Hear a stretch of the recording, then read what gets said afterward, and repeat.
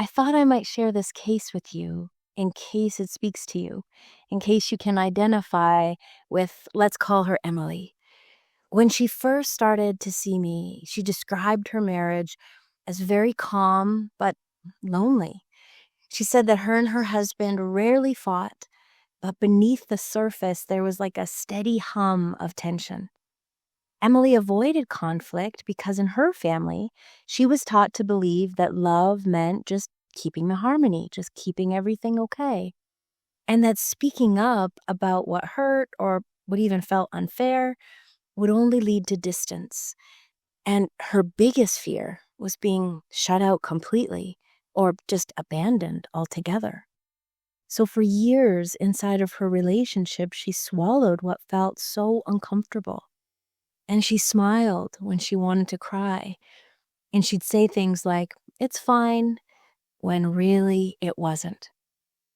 I think the piece that she thought she was preserving was this sort of cover for a growing sense of resentment and the disconnection that was just adding up over time. Now, by the time we had started working together, her body was showing these signs of built up tension, like a tight chest and all these consistent headaches.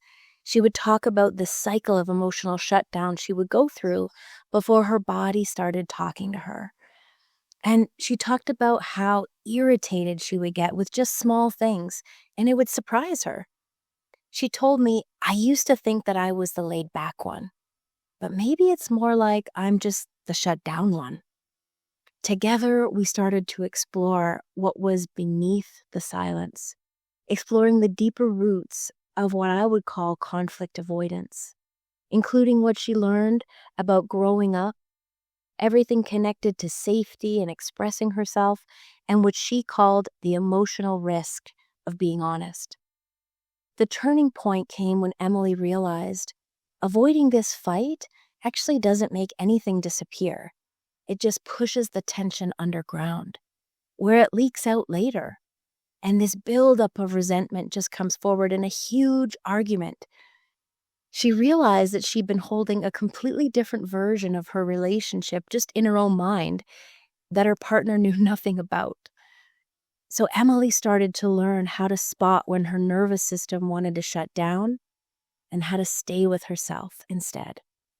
She even invited her husband into the process after a little bit of time, showing him how they could move through hard conversations without either of them getting lost in triggers or in blame.